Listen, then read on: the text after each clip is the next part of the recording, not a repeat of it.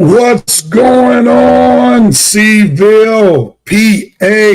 Welcome to another episode of the Seville Sports Mentality Show with the Sports Rev and Mr. Grubb. How you doing, Mr. Grubb?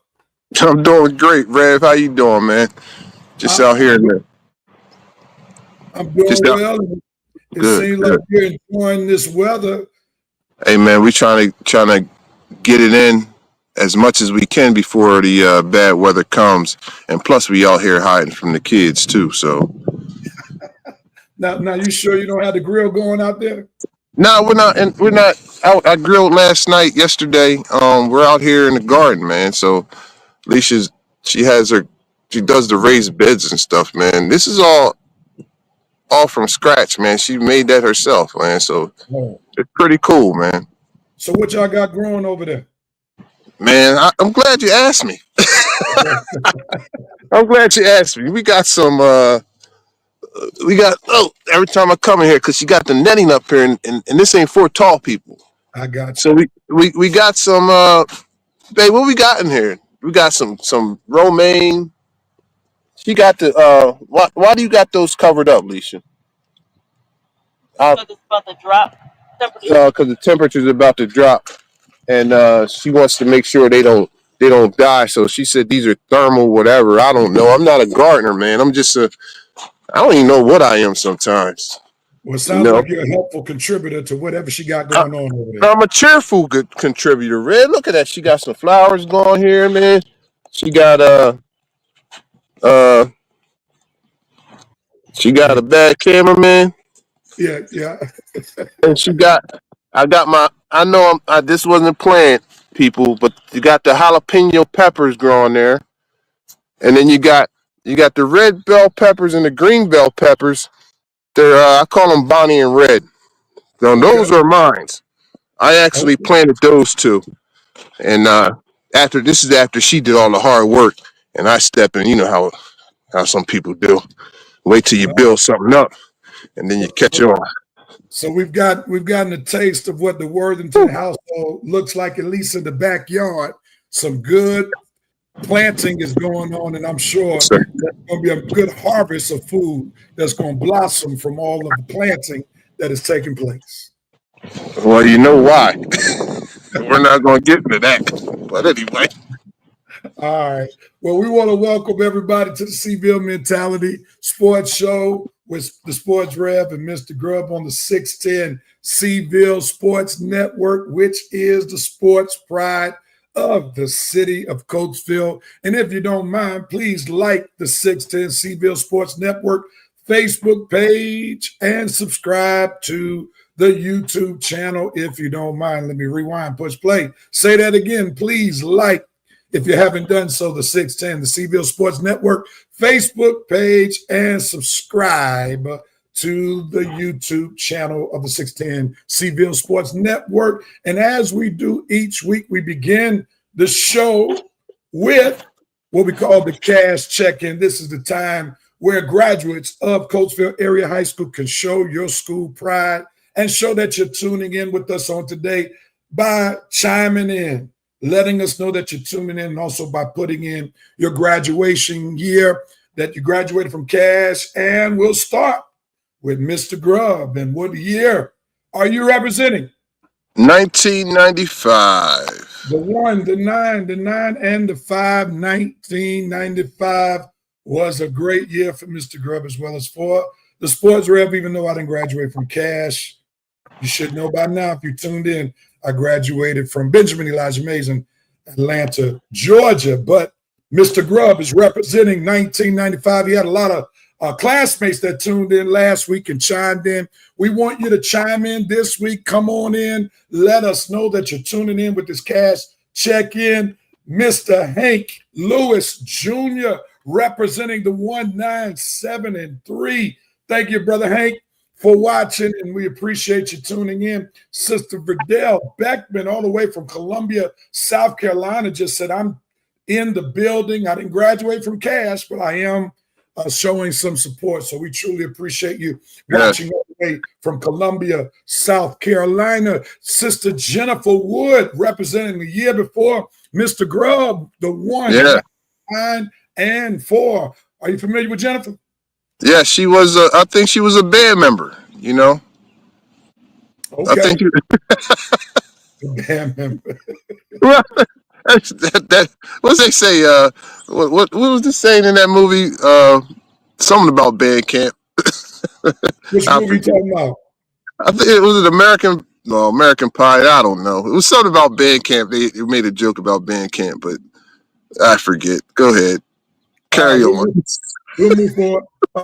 Kim, our network communication person, said Jennifer was softball. Okay, thank you, Oh, Kim. I'm talking about Jennifer Daywalt. I'm sorry. That don't even sound like wood. Oh, somebody trying to help you. This is Tara Man checking in from Georgia. Says this one time in band camp. Is that it? Yes. Tara, man. Thank you. Yep, she got you covered. She said, "What's up?" as well. Bear What's up, Tara? Stevens, representing the 199 and 4 as well. Thank you so much for tuning in, Bear. We got Lance Ziegler representing the class of 1997. And Congratulations. And Jennifer said, no band, wrong person, Miss Grubb. So Kim bailed him out. Sorry, it was softball. We got you covered. Sorry, we got you in your right activity at Cash. All right. All right. Anybody else, feel free to check in. Let us know. She said, Tara Man said, got you. And yes, it was American Pie, the movie. Yes. Okay. I was half right. Thank you, Tara. Yeah, she got your movie back today, Mr. Grubb. Yeah, man. That American Pie was good. We're not going to talk about it, but it was a good movie. The first one. Okay. All right. Anybody else want to check in? Let us know that you're tuning in. Feel free to do so. And again, if you don't mind, please like the 610 Seville Sports Network Facebook page and subscribe to the YouTube channel. And if you don't mind, hit that share button. Let somebody know what you're watching who knows somebody else may be introduced to the Seville Sports Mentality Show on the 610 Seville Sports Network, the sports pride of Coatesville. A.B. Boggs says, sup, fellas? What's up with you, Brother Boggs? Hey, Rev. Yes, sir. That's Ab Boggs. That's Ab Boggs, not A.B. Okay. No, Abby. Abby. Abby, thank you. Thank you. Matter of fact, I think he was actually one of the managers for the girls' state basketball championship team. He had tuned in last week with us. So. Okay. And our network communications director wants us to thank the Seville city, or the Coatesville, the city of Coatesville, rather, and as well as those outside of Coatesville for helping us reach 1,200 followers. Thank you so much. Yes, sir. Coatesville and beyond. We appreciate that. We have not even reached completely 3 months. It'd be 3 months next week. But you all have helped us reach 1,200 followers, and we greatly appreciate the love, and we also appreciate the support. Well, let's move on with the show real quickly. And as we move on at the top of the hour, we will have an interview that was pre-recorded. And this will be our first pre-recorded interview that we've shown during the network. So if you realize that you're posting and we're not responding because it was pre-recorded, but we'll still put your comments up if you feel led to post something. And we're looking forward to showing the interview that we did previously with J.T.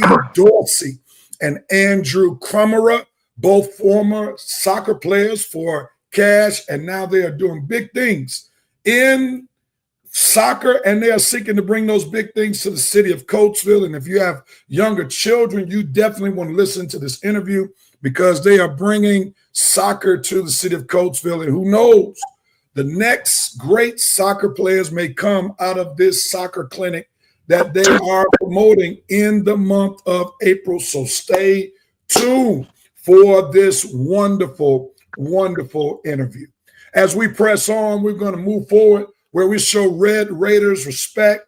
And there are a couple of teams that are playing spring sports where we want to show them a little Red Raiders respect.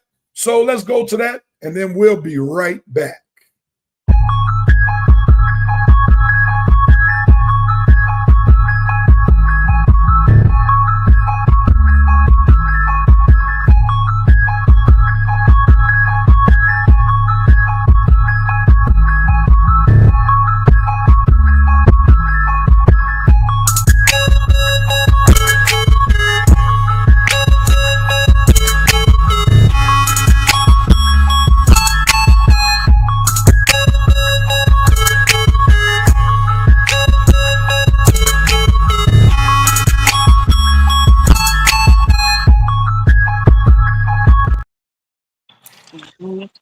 We're showing Red Raiders respect to the softball team who started the season undefeated. And also we are showing Red Raiders respect to the baseball team.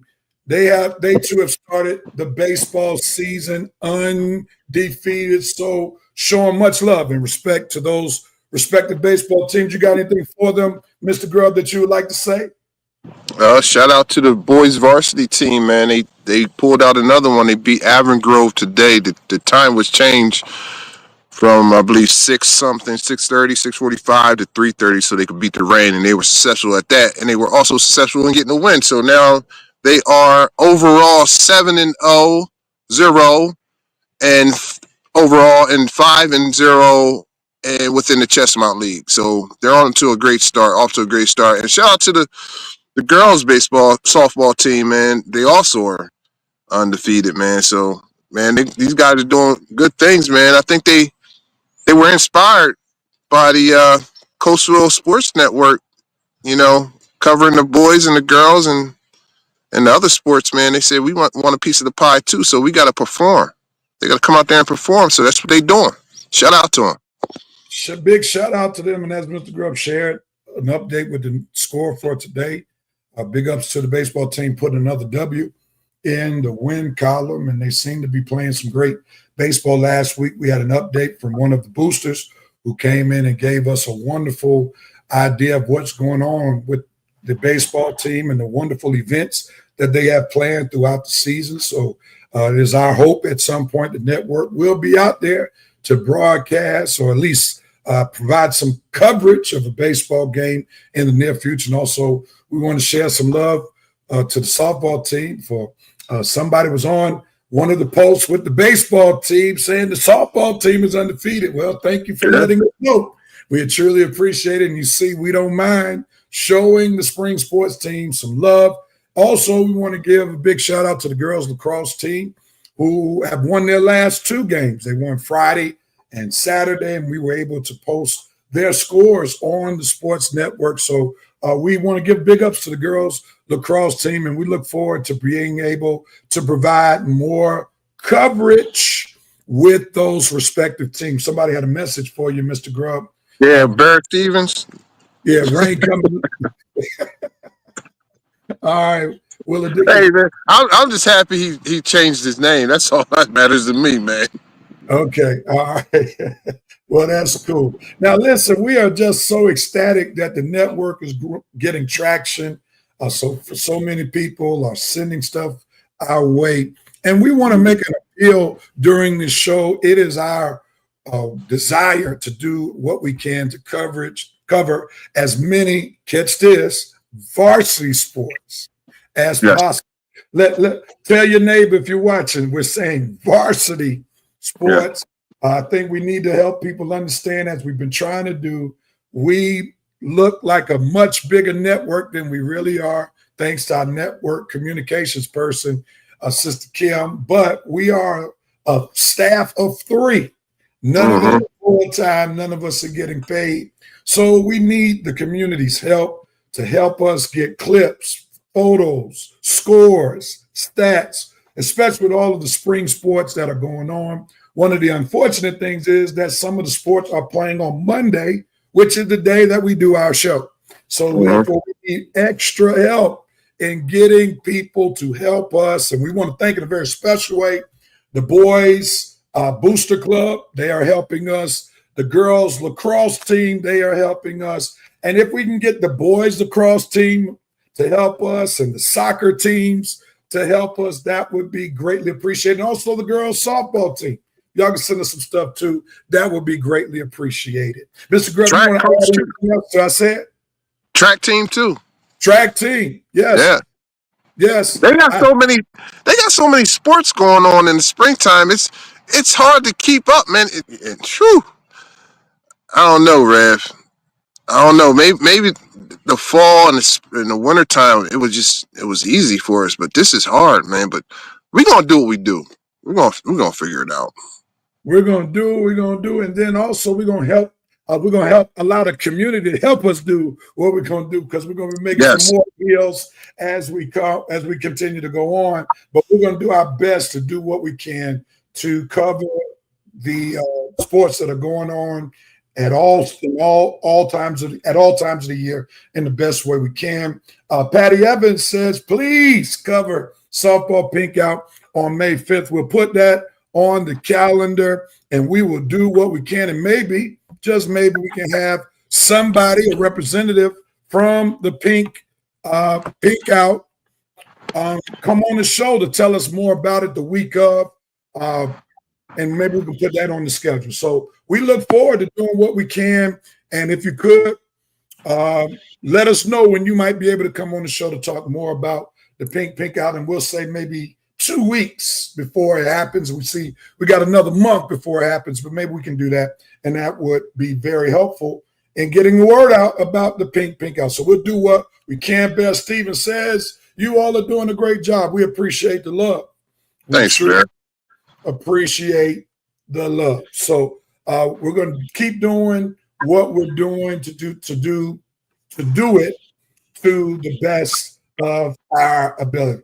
So, Mr. Grubb, this is what I'm going to do, because our show will probably be a little bit shorter than normally. And right. you go to Passtown, so you know I am prone to call audibles. All right. So, we might as well put on the program schedule to change at the bottom, so some folk won't hold up to the direct order of worship. So I'm going to call an audible that we did not talk about, because we got a little bit more time before we put our interview on at the top of the hour. So let's go on and do something that we talked about before the show. And we're going to change this segment to something Scoogie would say. Yes. We all know that we show mad respect to Scoogie Smith, the championship coach for the boys basketball team 2001, the only boys basketball coach to ever win a state championship in boys basketball history in Coatesville. Mr. Grubb knew Coach Scoogie up close and personal as he played for Coach Scoogie, as Coach Scoogie was his assistant coach at the time. I knew him up close and personal as one of the deacons at the church that I served, but a friend well before I became the pastor of the First Baptist Church of Passtown. So as I talked to Mr. Grubb about this particular segment, as we were going to change it up from a Scoogieism to something Scoogie would say, I think it was really appropriate for us to kind of change it up, because we know that the Final Four is happening for boys and girls basketball this coming weekend.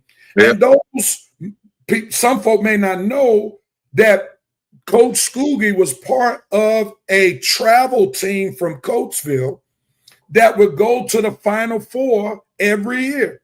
Matter of fact, when I was in college, the Final Four was in Atlanta, and he, along with the Coatesville Final Four crew that included Mr. Emmett Hunt Sr., the mortician from Emmett Golden Hunt Funeral Chapel, and several others. I think I can't think of any others. I don't want to say any wrong names. I'll say it that way. But they had a group of at least 15, 20 people that would go to the Final Four every year, and they came to my dad's church one year that the Final Four was in Atlanta. So we know that Deacon Scoogie, Coach Scoogie, had an affinity for the Final Four. So I put Mr. Grubb's thinking, I didn't put it on, but I wanted him to put on his thinking cap and basically help us understand what is something that Scoogie would say to help prepare a basketball team get ready for a very important championship game? So, Mr. Grubb, as Tupac would say, all eyes on you. So I would say, just from my personal experience, man, I don't think that he had like a specific speech at the beginning of the game. I don't remember any specific speeches that he gave. Now, maybe he evolved and changed in his later years, and the years he was winning district titles and championships, but he was more of a guy that would individually point the guys out that he thought would have a major impact on the game. So, for instance, a guy like me who would know his role, and that's due to Skuggy. That was one of his main things: know your role. He would basically bribe me and say, if I get draw 2 offensive charges, you got a hoagie waiting for you next practice.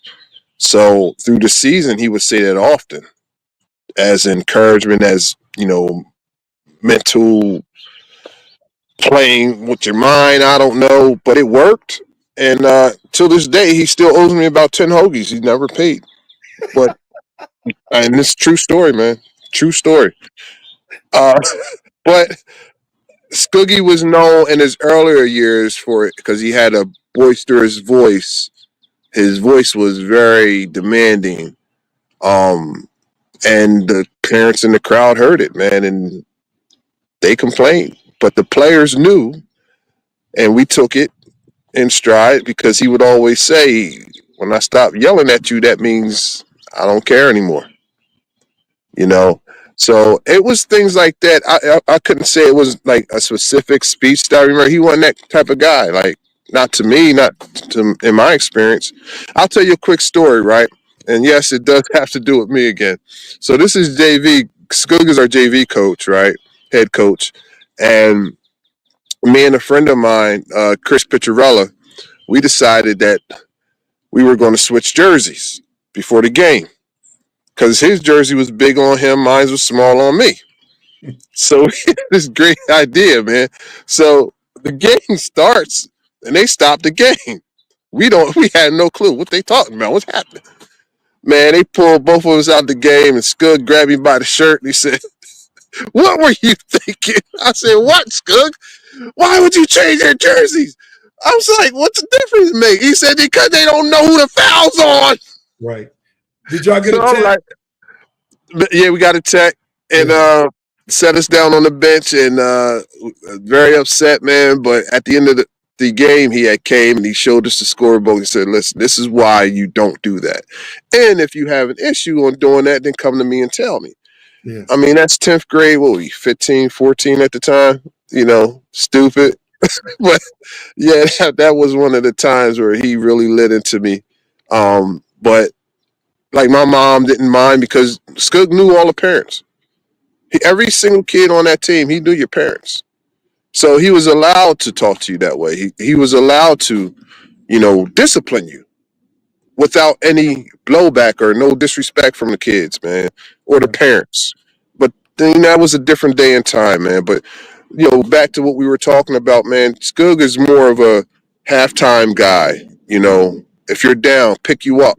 No matter how many times you get knocked down, it's how many times you get up what matters. Or at the end of the game, he has some type of inspirational speech or some type of quote he wants to tell you, man, just to inspire you, encourage you, whether you win or you lost, man. So it wasn't never really, in my experience, let's go out there and get them, guys, or you got one foot on your throat and God gave you two. What you think he wants you to do with the other one? Put the other one on it. Let's go. He wasn't that guy, So that's my long Skuggism. Well, I would say this, going back to saying how he would discipline and how he would get on people. You can have a license to do that when you build a relationship with the players. Oh, yeah. And relationships are very critical. Like, I even share this at church with my members, that if you have not developed a relationship with a young person, be careful talking to them in a certain way. because they don't know if you love them. They don't know if you care about them because they're not accustomed to you. So you have to learn, in Deacon Skoogie's case or Coach Skoogie's case, you got to learn a player, or just in general, you got to learn a kid, a young person, before you scold them, before you get on them, because they have to first understand that you truly care about them. And I'm sure Coach Skoogie had developed enough equity with the players on the team and with their parents to let them know, and I say y'all know since you played for him, that he cared about each and every one of the players, and this is why he could get on you. And he could be very upset at the moment, but you knew he was going to love on you regardless of what just took place. So I appreciate you sharing. That's very important, because I have, when you told the story, I just thought about a couple of times where the scorekeeper for some teams that I coached for did not relay the jersey changes to the coaches. It ultimately resulted in technical fouls. Now, the question I have is, did you all win that game that you swapped jerseys? I don't remember. I mean, we were pretty good, so I'm thinking we won that game, but I don't remember. I don't remember at all. I mean, after that, I don't even know if we played again that game. I think we might have both been benched that game, and I don't remember going back in the game. So maybe that's why I don't remember even if we won or not, man. But that we never do that again. All right. Well, obviously, he said enough for you all to learn the lesson on never to do that again. I'll tell you what, Rev, that was the one and only time he ever really spoke to me that way. You know, if he yelled at me in practice, it was just coach stuff in practice. That was the only one time he really yelled at me, and it was warranted. So I got you. Good evening to Brother Fonz. Glad to have yes, you. sir. Everyone knows Brother Fonz, the host of City Town Talk. So if you have not subscribed to his YouTube channel or Facebook page, go ahead and do it. Show Brother Fonz some love, as he has various people who are movers and shakers in the community who are doing great things, and he does a wonderful job covering different events that are going on in the city of Coatesville. So showing you some love, Brother Fonz. Thanks so much for tuning in. Let us prepare for our interview at the top of the hour. As I shared earlier, this is a pre-recorded interview that we had with two former soccer players, JT Dorsey and Andrew Krummerer. Mr. Grubb, if you just want to just give us a little backdrop on why it was important for us to interview them before we start the show. Well, real quick, I mean, both of those guys, JT and Andrew, they're Coastville alumni, man. And JT was a standout soccer player for Coatesville. Ended up going to oh man, Rev. He tells you in the interview. He'll tell us in the interview. But he's a Coastville alumni, man. Both of them are, and they're here to bring the sport of soccer on a lower level, the youth, back to Coatesville. So just listen to the interview, man, and you'll get all the information that you need, and you'll also get some laughs too. I remember the interview, Rev. It was fun to do, man. No doubt. And here's the flyer that we want to put out that they will be talking about in the midst of this interview. If you want to screenshot it, feel free to do that. And we'll put the flyer out at the end of our show so that you can have it you can see it's a little bit in Spanish, and we know that Spanish is probably the native language for soccer across the board, but the information is also printed in English in different parts of the flyer. So we want you all to be tuned in to get this good information, and they are seeking to bring a sport that is not the most popular sport, especially amongst the urban community. And we hope that this information and interview will be a great informative interview for the city of Coatesville. So without further ado, JT says so was Bear Stevens. I don't know that was referred to, but we see the JT Dorsey Foundation is on. You got one thing you want to say real quick? Yeah, real quick. I was trying to translate the Spanish of the flyer, and this is what I came. Yes. I took Spanish 1 2 years in a row, and I got straight A's in the second year. So I'm gonna do my best, Rev. The flyer says, "Get your kids off those devices and bring them out to this clinic. They will get a lot of energy, endurance, and you get to meet the great JT Dorsey, Coastville alumni. Bring all the chicas and the chicos because we want y'all there, and we're going to teach your kids something. We might get one good one out of them. So bring them out. It's free." At the end, it said it's free. It's free. Okay. Yes. Someone who knows Spanish is jabbing at your Spanish. She helped you with the movies, but she ain't helping you with the Spanish. She Was said, that Tara? Oh, Tara. Thank you, Tara. She speaks fluent Spanish. So I mean, she saved me once. I'm good. All right. Well, here it is. Without any further ado, the CVL Sports Mentality interview with JT Dorsey and Andrew Krummerer. Here we go.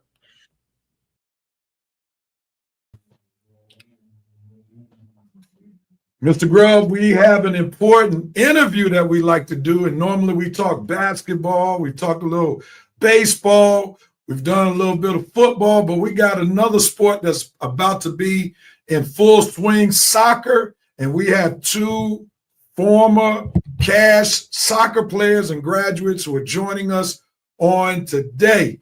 So let us get ready, Seville, to welcome Andrew Krummerer and JT Dorsey. Seville, show them some love today. Put some hearts up there. Put some likes as we welcome Andrew Krummerer and JT Dorsey. Welcome, gentlemen. How you all doing? Cool. Thanks for having us. Great. Thanks for having us. We're great to have you on today. Mr. Grubb, what brings these two gentlemen to our show on today? Man, listen, they reached out to us. Andrew reached out to the network and said, hey, we got this clinic going on, and we would like to talk about it. So he got in touch with JT, and JT said it's a go, and here we are on this beautiful sunny day at 2-something in the afternoon. You know it's not going to be... I realized that after I said it. Yeah, we'll edit that part out because it's going to be... We're going to show it on Monday, so it's all good. I knew I was going to be the first one. It's all good. All right. So, Mr. Grubb, why don't you start asking them about Coastville since you are the true Coastvillian on the panel with our show? So, JT, I'm going to start with you, man, because I've heard your name before, but I never met you. You graduated before me in 93. I graduated in 95. So you know some of the guys that I may know. You played basketball, right? Joey Taylor, Ira Pernsley, those guys like that. You're familiar with those guys. So it's very nice to meet you, man. And I'm excited to talk about what you guys got going on in Coatesville as far as the soccer clinics are concerned.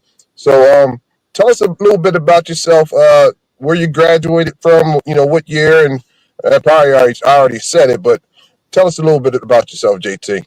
Yeah, grew up in Coatesville, right out of Rock Run, and graduated from Cash in 93. Was fortunate enough to play soccer in Coatesville, but try to still do a little bit on the courts. Was kind of back then it was always about being a multi-sport athlete and doing what you can, whether it's on the courts or on the fields. Got to graduate from Cash. Obviously Ira, Joey, Shaddy, all those guys, cool guys that we know and grew up with, still kind of friends with today.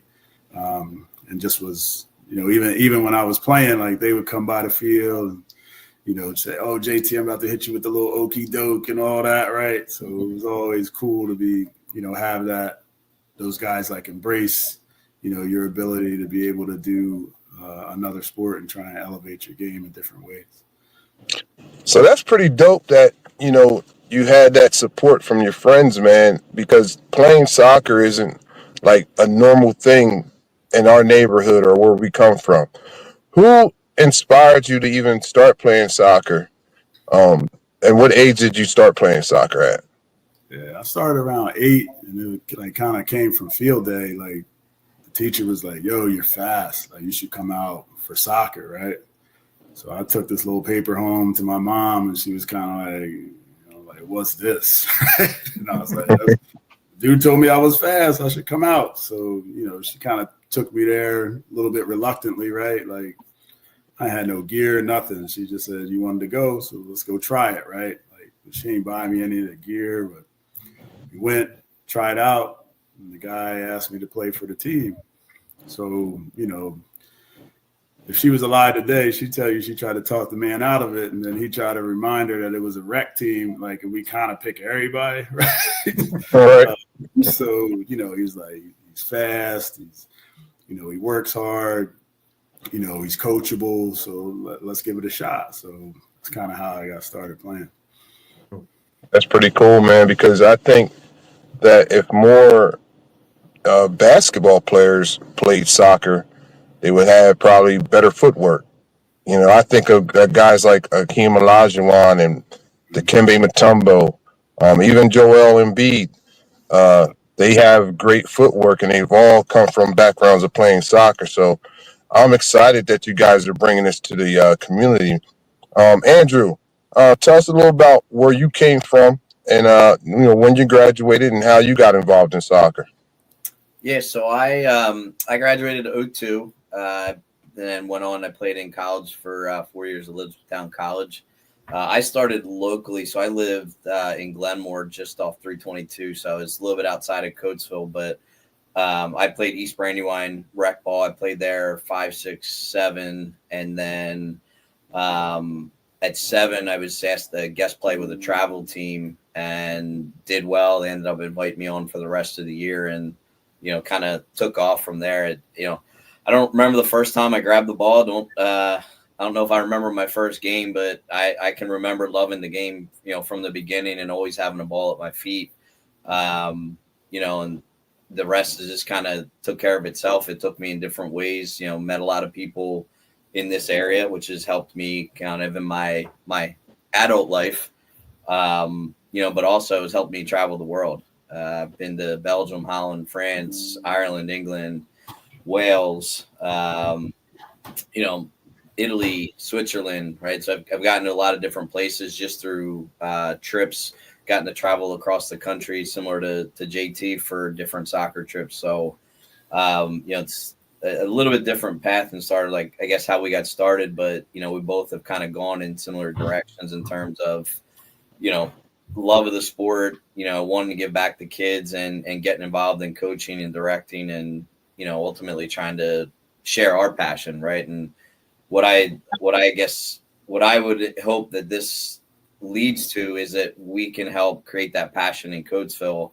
Because I think that's what we're all most proud of when we think about Coatesville is the pride and the passion, the red and black.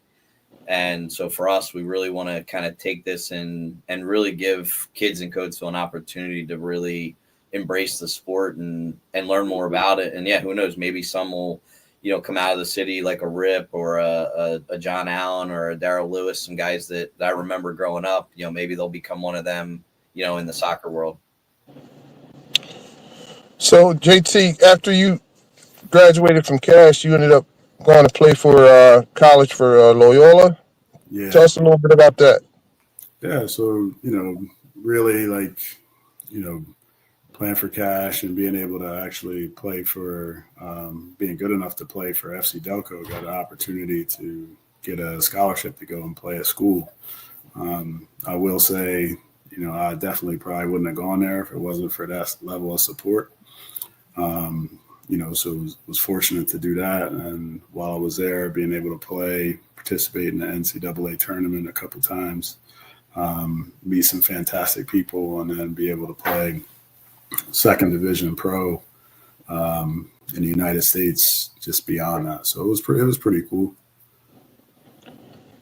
So last question from me, guys. Sticking with the Coatesville community theme and before you guys get into the clinic conversation and everything. Did you guys try this before in Coastville? Because I vaguely remember the name FC Delco. Was that a thing in the past or in Coastville? Jay, you can go ahead and start there. Yeah, so the fast story to that was, I ended up out like here in Harrisburg and started a program for kids like in the city. So that was, kids that were like me, single parents, all that other stuff. It was a foundation that, we went to, lower the cost and allow kids to play for free or play for low cost. And then with this collaboration with a national organization, they were like, yo, JT, can you help us set up programs in Philadelphia? And I was like, yeah, I'll help you do that, but I won't do that at the cost of skipping over my town in Coastville. I said, so if you're going to ask me to drive from Harrisburg to Philly to help set up programs, you definitely going to have to let me set up a program in Coastville. So they was like, that's an easy yes, if you're going to help us do that. So we ended up starting programs in Regency because that's where I grew up when I was a youngin'. Like I grew up in Regency at the community center. So we started, they had an after school program. So we was giving the kids their soccer, and then it started to just get bigger and bigger. And then we ended up playing out at Rainbow, and we had called it Coastville United Soccer Club.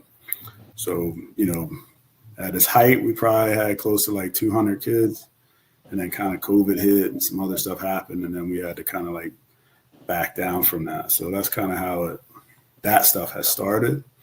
And then we just looking to, right now, like bring that level back, because we had a lot of kids, a lot of families out there that were playing and participating. And we just wanted to just, we saw the benefits of it. So we wanted to just be able to bring that back.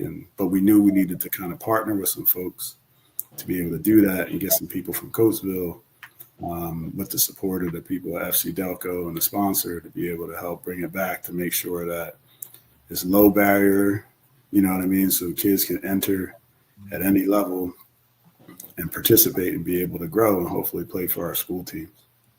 Well, we're definitely my family's definitely going to get involved with your clinic. We have a 6-year-old son named CJ, and you'll see him running around there, and he's a ball of energy. So I'll be looking forward to meeting you guys in person, man. Fantastic. Likewise. I'll go ahead and begin by saying you both went on to move from high school soccer to playing in college. How did you all get to the place where you are now? So kind of give us a little background right after college, which ultimately led you to develop programs and themes that target young people's development in the game of soccer. Andrew? All right. So when I graduated, I had helped my college coach out with his summer camps. He was one of the first to really kind of get the whole camp scene going in terms of like making it a sports centered idea. I think his record, he did like 32 camps in one summer. He had like 8 weeks and 3 camps a week, like in 1 week at a time. And you'll understand why I bring that part of it up. But so when I graduated in 2007, I got hired by another Coatesville alum, Joe Levan. I think Joe actually played basketball, and I know he played soccer. He was a former girls and boys coach as well. Joe hired me to be a coach for the club. Over time, I was in another career phase. Eventually kind of had someone challenge me like, hey, you love soccer, you talk about soccer, you play it, you coach it, like it seems to be your life. Why wouldn't you just figure out a way to be successful? Kind of thought, man, I feel like an idiot. Like, why wouldn't I? Yeah, you're right. So called my college coach. He said, listen, come out, be my assistant coach. I'll make you my director of all my camps. Eventually you can buy me out. And, who knows, with the college and when he retires, who knows what that'll look like. So stayed there 3 years, ended up at Malvern Prep, started doing the camps more and more and more. Eventually, like I said, went full-time with FC Delco, but took over the camps. And, camps are interesting because it's really the opportunity to capture kids and capture their passion for the game. A lot of camps are out there. It's $200, $300, $400 a camp for these elite, whether it's, top tier college recruiting camps or whatever, but none of the camps out there anymore are designed just to be fun. Right. And so I'm really passionate about our summer camps that we do, in that it's capturing the kids' passion and joy for the game by doing it in fun ways and ways that, they can compete and learn, but still enjoy it without just being 1,000% serious on soccer. So since then, again, elevating through my role as a coach with the club into a director, we've had to rebuild the club. We had some down years with, some bad leadership years ago. And so we've got great leadership now. We've almost doubled. We went from under 900 kids in the region to almost 1,700 kids. And so now we're trying to look at other ways that we can improve the club. Particularly, a lot of clubs are very expensive. We are the number one club in Pennsylvania, and we're actually one of the cheapest with the best pathway in terms of going from rec level to like a professional level, that potential. And we continue to try and keep costs down and keep that barrier down. And this is just another expansion of it where we want to help kids that it's harder for them to get into the sport. And that's, JT's story is a good example as you can get, where there were barriers that he was fortunate to overcome with good people around him. And the club is very adamant about creating that possibility for other kids. JT, tell us your story, how you get to the point of wanting to develop programs and foundations and things of that nature, especially after college. Yeah. I mean, I think, when you come through Coatesville and you come across certain people, they just kind of instill things in you, right? So, when you get to be around the likes of like Scoogie and Mr. Lewis and some of those other guys that always gave back to their community, that always gave back to their sport and to the people that were around them, even though you might move from Coatesville, like when you're around people like that, that stuff just becomes part of your nature, right? And I think any of us can say that have spent time with people like that. So when I kind of moved on from Coatesville and I was playing and stuff, I was like, there's got to be a way to do more than just, run around on these fields, kicking soccer balls, going around, from game to game, stuff like that. Like, I always wanted to do more. The game gave back to me. People from Coatesville, supported me because, that wasn't a traditional sport, right, for us. But like, I could go down to Ash Park and they, even if people didn't know my name, they'd be like, yo, there goes Soccer Bull. Like, yo, you still playing? You know what I mean? Like, where was you at this weekend and all that, right? So like that, carried on with me, right? So when, I got a little bit older and had opportunity to develop, an organization and be able to give back, it was real important for me to give back to where I came from, where, my family still is and all that. And that's how we ended up getting into the position of starting the programs and trying to, and part of the reason of just like starting the organization was, we needed people a place where they could like donate or give back and do all that, legally, right? Like in a way that like if somebody was like, hey, I'm an insurance broker or whatever, and we want to be able to donate that, sometimes they're looking for the tax benefits and stuff like that. So that's why it was real important to make sure that we had an organization.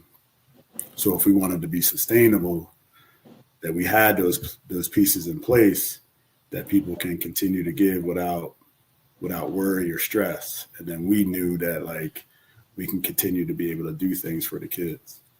Let me ask you both a question. What has the game of soccer done for you personally?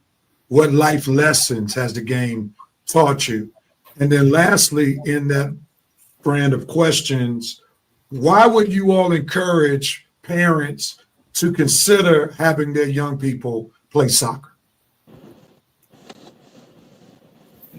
Jay, you got the better story than I do, man.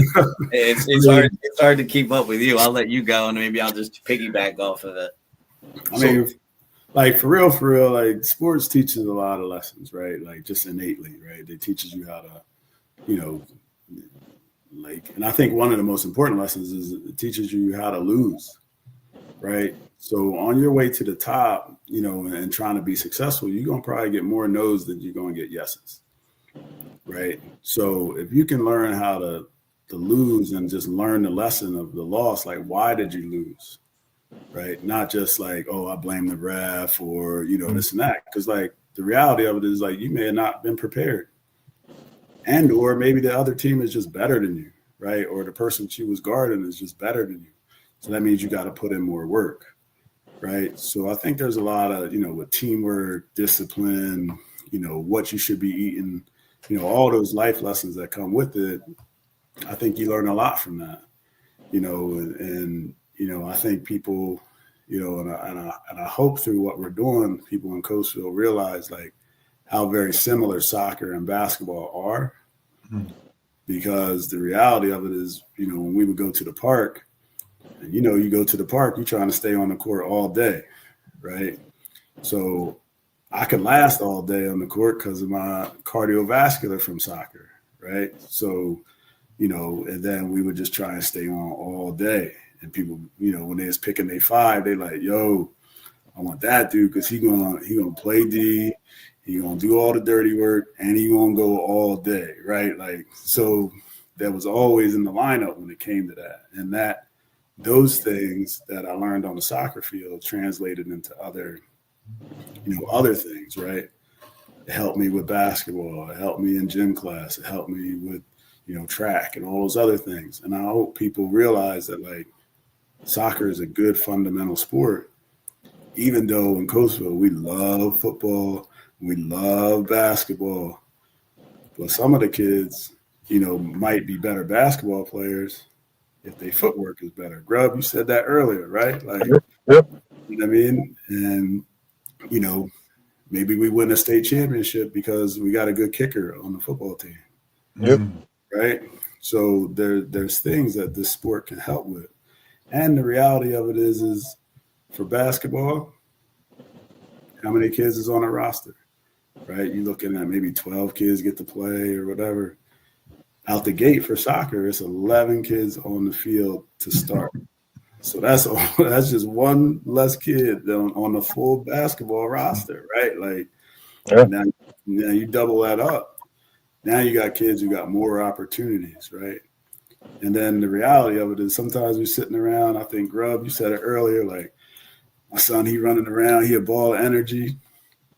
You know, my mom ain't know nothing about soccer. What she did know was she needed me to be tired. She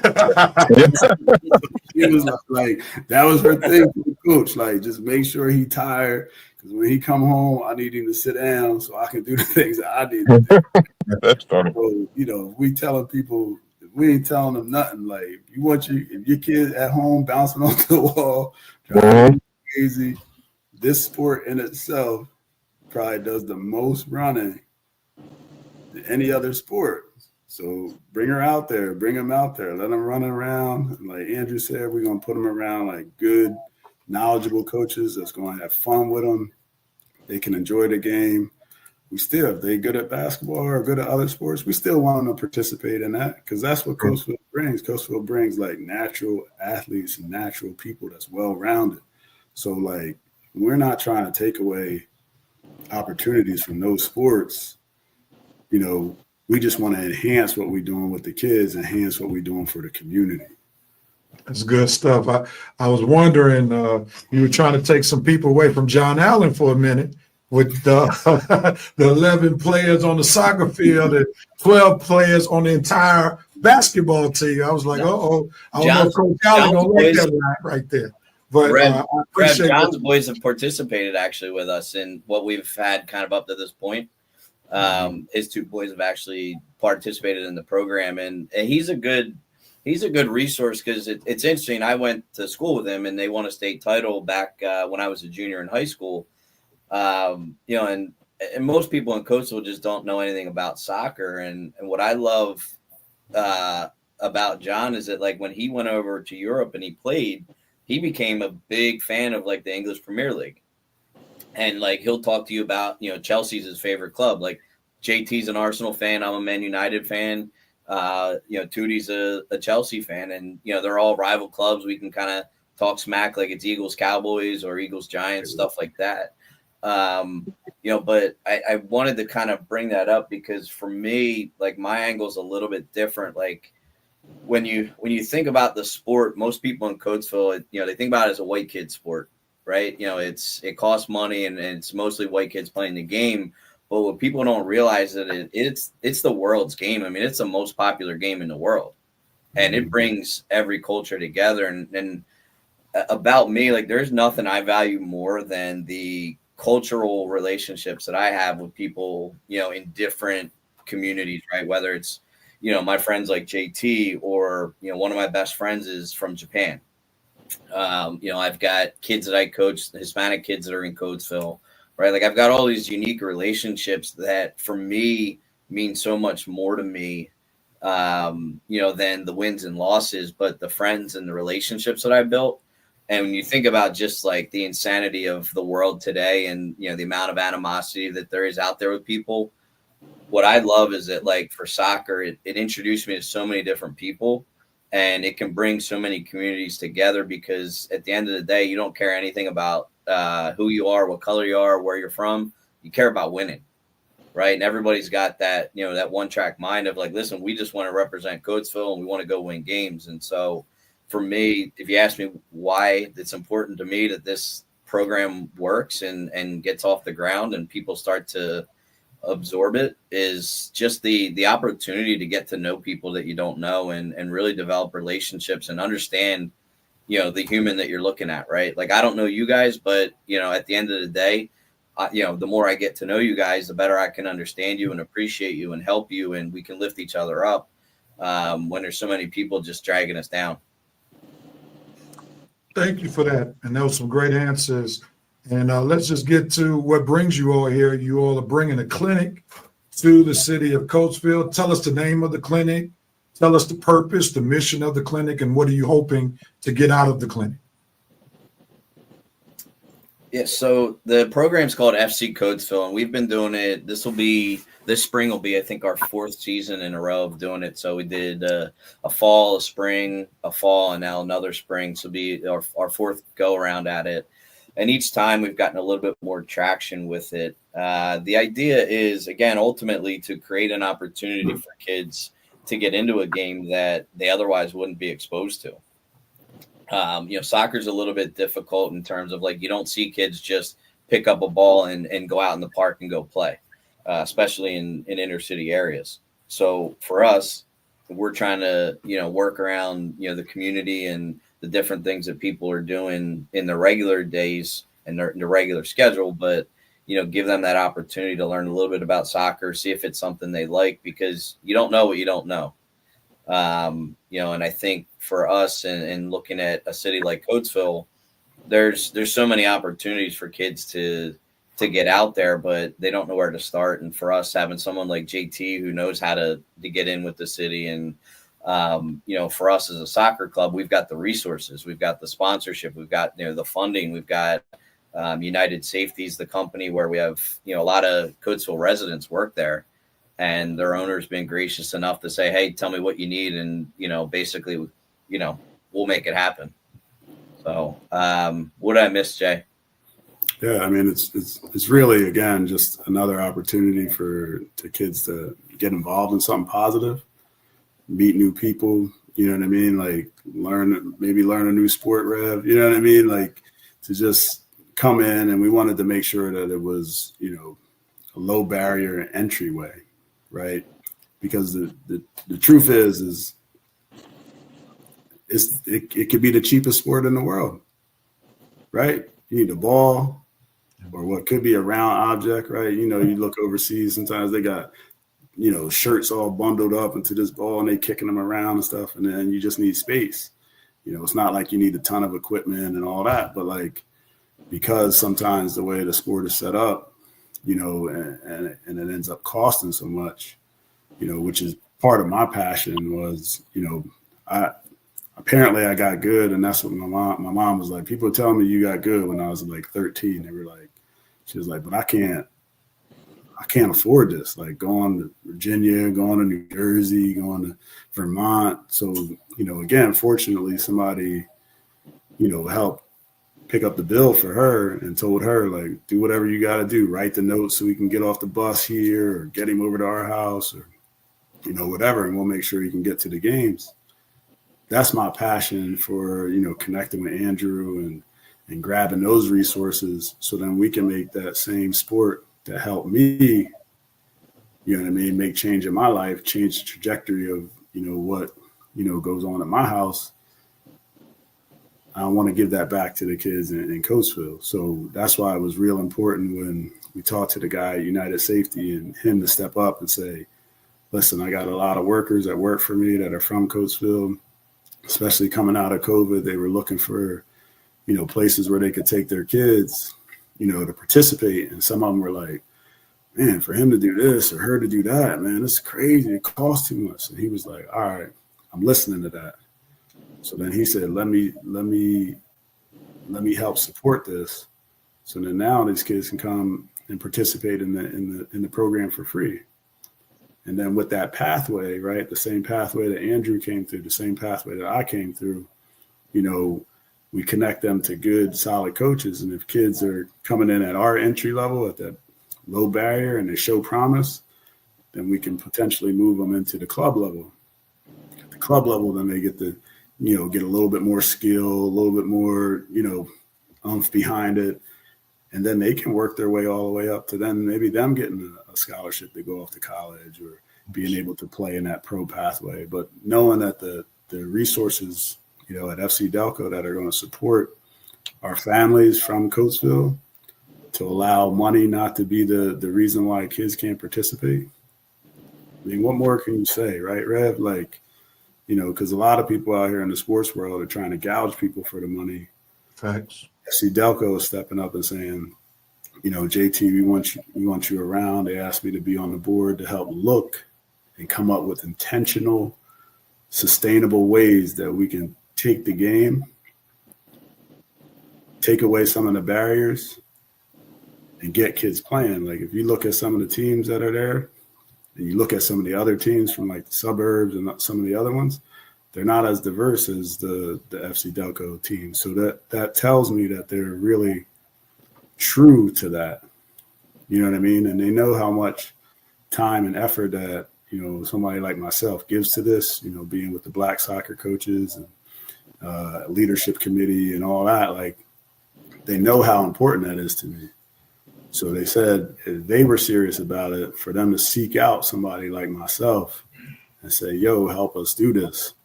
That says to me that that's really important to them.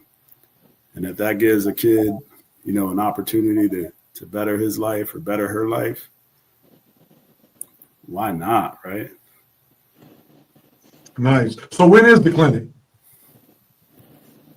So it starts, let me pull up the dates, just make sure I got them all right, because I know we had to change them at one point, right, Jay? Yeah. So it starts the first week of April, right? Yeah, Sorry, second week of April. So it'll be Wednesday, April 7th is the first practice. And then Sunday, the 11th, they'll have, so the way it works is that Wednesdays they'll have an opportunity just to kind of do some fun little games, learn some skills, get organized, get a little bit of structure. And then on Sundays, what they'll do is it's kind of like open play, or, you know, we basically call it street soccer, right? You know, you show up, we mix up teams and you play with different kids every week, and, you know, just let the kids kind of go at it for about an hour. But it'd be, like I said, it'd be Wednesday, Sunday schedule, and that'll be for 5 weeks. They'll be off the week of Easter. So I think Easter's on the 20th, right?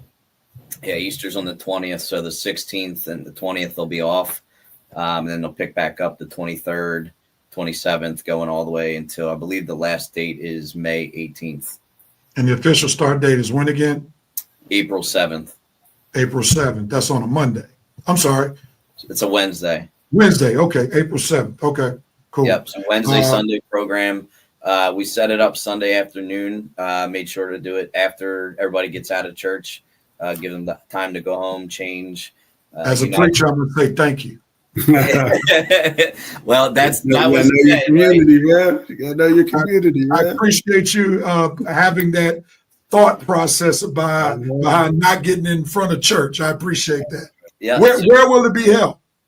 So the field is called Cowan Park West. If you're by the VA hospital, it's basically right down the hill from there. So if you're at the corner of Reeseville and 340, and you go down 340 towards 82, it's just off to the left. It's like kind of hidden. The address I think is 1742 Kings Highway. It's like New Jersey Ave. I think it's called New Jersey Ave between Reeseville Road, 340 and Black Horse Hill Road. It's basically between there. But we have the club itself has 2 fields there. We have 8-10 goals. We've got lights. There's a potential community project where that might become developed into a full sports facility with turf fields. Knock on wood. Knock on wood. I don't even know if I should say that, but I'm going to put it out there. Speak it into existence. Yeah. And what's the target age? Basically, 5 is typically around when kids start. So 5 to, I'd say, 12, Jay? 11, 12? 5 to 12. Yeah. And then we even got some of the, some of the high school coaches and some of the high school players that play currently for Coatesville, helping and supporting the program because we thought that was important too, right? So that the young folks can see the kids playing for the school and then hopefully being able to show up there to their games. They have a couple nights, a Coatesville night where, they'll come out, the kids will be there and walk the players out and be on that field because the hope is that they'll be able to play on that field one day. How does someone register for the clinic, and is there a deadline for the clinic? Not really any deadline, but the flyer that I shared with you guys, there's a QR code on there that you can go on. You just scan it onto your phone, and then it's a free registration. You just got to fill out a Google form, so we have the ability to communicate any updates. And then there's no deadline. I mean, we have kids that they hear about it a weekend or 2 weeks in. The kids have so much fun that they tell a couple buddies, and it grows. So, and the kids will all get, they'll get 2 jerseys. We're getting red and white jerseys. We designed a brand new crest. I think you guys saw it on the flyer. We kind of bridged the Delco and the Coatesville logos together. Looks pretty sweet. It's got the steel stacks in the background. So we really tried to make sure that when we designed the crest of it, we had the heart of Coatesville in mind in terms of the colors and the look and the feel of it. All right. I'm going to pause the interview real quick. Mr. Grubb, what's going on? And I have to apologize because I wound up downloading the wrong, the unedited version of the video. And I realized that once I saw that when you said it was 2:36 on a beautiful day, I said, Lord have mercy, I uploaded the wrong video. But nevertheless, it was a great video to showcase JT Dorsey's foundation and Andrew Krummerer. Once I put the right video up, I'll post the Red Raiders Rapid Fire on the page so that you can see that we did do Red Raiders Rapid Fire. So with that being said, let me publicly apologize to Mr. Grubb for not editing that part out. And I was about to mess up again because we had like 3 minutes before we went back on because that was supposed to be our pause. So I apologize to JT and Andrew. But let's just recap what we've heard. What were your thoughts about the interview besides my editing mistake? Well, I'm going to take full responsibility for the editing part because we had to pause because I had to go to the bathroom. But that's what happened, and I'm going to live with it, and I'm going to take full responsibility. I am not taking responsibility for this downpour of rain that we're having right now. But I love the interview, man. I love the fact that those guys are coming into Coatesville and bringing something that is sorely needed, something different, something positive for the kids, something that they can express their energy on the field and come home and go to sleep tired so their parents can do what they need to do, whatever that is. I'm sure with you having a young Cook dinner, child things like that. I'm sure with you're having a young child at home, a young bouncing boy at home, you love that part where JT said it's a great sport to get your kid tired. Oh man, that's when I jumped in, man. I said, "Yeah, man." I called my wife right after the interview and said, "I think I found something." She's like, "What are you doing? Like, what's wrong with you? Something's wrong with you. You need to go see somebody." I did. His name is JT Dorsey. Who is that? Then I had to explain to her who he was, and then she said, "Okay, let's do it." Okay. All right. That's how that went. Well, some of the things that really resonated with me was when he just talked about what sports has taught him. He had some great, and this is JT who I'm referring to, when he talked about how sports teaches you how to lose. Very interesting and very much on point. And that's one of the fears that I have with this younger generation, where we have this group of people in the sports world that don't want children to have score. Right? We have this everybody wins mentality, and it's something that kids have to realize that winning and losing is a part of life. And as he talked about, having more no's than yeses are a part of life. And I really greatly appreciated him bringing that to the table. And then also he made a strong pitch why somebody should consider soccer more so than basketball, because basically he was saying there are more people on the soccer field at one time than there almost on a basketball court for the whole team, with only 5 players being able to play. So that was an interesting plug for soccer that I've never heard in my life before. Yeah, sort of like like a program that gives people opportunities and equal chances, man. Hopefully the government won't cut that. I am not going to get political on this show, but I had to throw that in there. But listen, man. JT seems like a good dude, man. I wish I would have known him. I did not know he grew up in Regency. I grew up in Regency a little bit, and we left there. But yeah, that's so dope, man. And then Andrew he's just a good guy, and he mentioned Joe Levin, which he's a mutual friend of ours, and I didn't know that. I think I met Andrew before, but I just don't remember. Probably up at the United Sports Center. But these guys are some good dudes, man. And I encourage every parent, man, if you have a kid that's 5 to 12 years old, man, bring them down, man. Even just give them a chance to try it. They might like it. I think a lot of the kids that I know, a lot of the parents that have kids my son's age, come on, let's do it. If you got any questions, if you're afraid to reach out, call me, call Rev, man. We'll put you in touch with these guys, man. I'm not going to start saying I'm going to get rides out, man, because then I done did that as a coach, man. That's a lot of work. So shout out to these coaches, man. Shout out to the youth coaches. Shout out to Tootie, man. Shout out to Ricky Hicks. All them guys, man. I got to throw these guys in there, man. Even Robbie Smith, man. You don't know Robbie Smith, but Robbie Smith was a great soccer player. Another black dude, man. Robbie was the truth back then. And he actually worked with JT with the FC Coastville or the Coastville United program they had back then, and then it kind of got shut down. But you got some people in the community. You got some people in the community that they like soccer, man.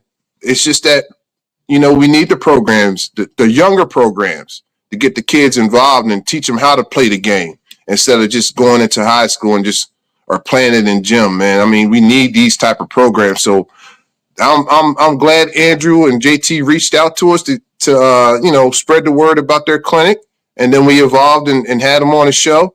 And I think the pre-recorded show went very well, Rev, despite the pause. Yeah. I think it went very well. I'm sitting there watching. You telling me come back on the show? I said, man, I'm watching the show, man. What you talking about? Oh, that's dope. That's dope. There are quite a few comments, and I think we need to give some attention to that. Joyelle Venezia. I don't know if I said that right, but please forgive me if I didn't. She said Coastville United was a great program. She also chimed in saying research consistently demonstrates that young boys and girls who play sports experience numerous benefits, including improved physical and mental health, enhanced academics, self-esteem, and confidence. Thank you for sharing those facts. Sister Mann says, as an island girl, I thoroughly enjoy, and you see how she had to add the football, soccer. Yeah. It's being a soccer mom, definitely a great sport and needed in the urban community. JT Dorsey chimed in saying we need some soccer moms involved. Said soccer is the most popular sport in the world with a massive global fan base and easy accessibility, requiring minimal equipment and being playable almost anywhere. That's very true. All you just need is a ball and some capable legs to run and kick, and you're in good shape and a good head to bounce the ball from time to time. No doubt about it. Good evening to you, Miss Harris. Glad to have you tune into the show. Shouts out to the black soccer coaches, Leanne, I think I said that right. Leanne, thank you so much. Matt Gorham, who we've had on the show before, he said, love how the program is building. Thanks for the love. Joel said 360 Victoria Drive. 423 Victoria Drive. That's me. All right. Shout out to Regency. Rev. Oh, that's Regency? Yeah, that's Regency. Okay. Yep. Okay. Rob Smith, good seeing you, and thanks for tuning in. Plenty of next level opportunities for soccer athletes, especially our kids. Once they learn the game and combine it with their natural athletic abilities, they end up loving it. Appreciate that. That's who I was talking about earlier, Rev. Rob Smith. Okay, cool. Yeah. Yep. Got you. Thanks for tuning in, and thanks, Mr. Grubb, for giving them that shout out. Carrie, Andy Avery said, great guys, all of them, and played with them all. Jennifer Wood chimed in by saying, great guys continuing to do great things. Rob Smith said he knows my dad, Pastor Marshall. Is that Pastor Marshall at New Life? If so, I definitely know him. And said, great guys. I learned a lot from JT. So we're grateful for all of the great feedback about the guys in general, but also about the soccer programs that they are seeking to bring to the city of Coatesville. I'm going to put this flyer up. I know there was another question about when are the actual dates, and I believe during the interview that was supposed to be one of the edited areas as well, and I apologize for that. But we're going to post this flyer on the show, on the network's page immediately after the show, and hopefully you can get the information from there. Also, feel free to use the QR code if you desire more information, and we hope that some of you all who are interested will definitely take the information, share it, and run with it, and have your children or grandchildren, nephew, niece out there to be able to participate in this wonderful program. And you cannot get any better than FREE. Free. So money should not be a barrier for what is seeking to be done by way of JT and Andrew, and we give them much props. And Rob Smith is confirming that Pastor Marshall is Pops, and you have a great father. I appreciate you letting me know who he is. Any closing remarks on this before we get ready to conclude this show, Mr. Grubb? Just going with the theme of the show tonight, man. This was what, show number 14? 13. Well, show number 13, man. It was lucky for us, man, that the storm held off until the show was over. And I want to say, Fred, this show was great, man. I enjoyed it myself. It kind of gave me I did like a half a day today. You know, I did like a half a day. So I feel good, man. I'm about to go in and fix something in the house. It's a lot. I got to fix. I'm going to fix something, man. I got ADD. So I start 5 projects, man. I don't get nothing done. Nothing. Well, my closing remarks are this. JT and Andrew, thank you for, putting it out there, what you guys are doing in the community. And once again, I plead to the community, if you got kids that are in the age of 5 or 12, between 5 and 12, bring them out to this event. And like Rev said, it's going to be posted on our page or network page, and you guys know where it's at. And if you don't, ask your friend. Go like us, share us, do all that stuff, man, because we are here for you. And good. You may not want to say much about the pre-recorded shows where you're going to get ready to do some extra work because your wife may start asking us to do more pre-recorded shows. So, as Arsenio Hall would say, yeah, you might think about it. All right, as we get ready to close this particular show, you all know we're all about sports with a touch of Christ. And let me just give you this slight touch. I want to share a particular scripture from Luke 21, verse 19, the NIV version. It says, stand firm and you will win life. These are actually words from Jesus Christ. And actually, he was talking to a group that he was addressing that would be betrayed, would be talked about. And he was talking about how they would be betrayed and talked about because of seeking to serve him, seeking to believe him. And anything that you do, you're going to have haters and haterettes. That comes with the territory. There'll be no perfect situation when you're trying to do something of any real significance. You might as well expect the enemy to come your way whenever you're trying to do something positive, to literally try to transform somebody's life, to help somebody's life be for the better. But Jesus gives us these words of encouragement when we have to deal with haters and haterettes, deal with problems, trials, and tribulations that will come in anything that we seek to do. He encourages us to stand firm and you will win life. And we must understand quitting is not an option whenever you're trying to be successful at something. Throwing the towel is never an idea when you are trying to be successful in something. But you have to stand your ground. You have to stand firm. And even when the winds blow, even when the haters come, if you stand firm because you believe in what you're doing, we have a good message that we will win. Can't tell you when the win will come, but we do know that winning day is on the way when we stand firm and complete the task that we are assigned to do. With that being said, that concludes show number 13. We want to thank everybody for tuning in to the Seville Sports Mentality Show. Any parting words from you, Mr. Grubb? Yes, real quick, just to piggyback on your inspirational message, as they said in my favorite movie, hold the line! Hold the line! Gladiator. Okay. You know, hold the line. God bless and good night, people. I love y'all.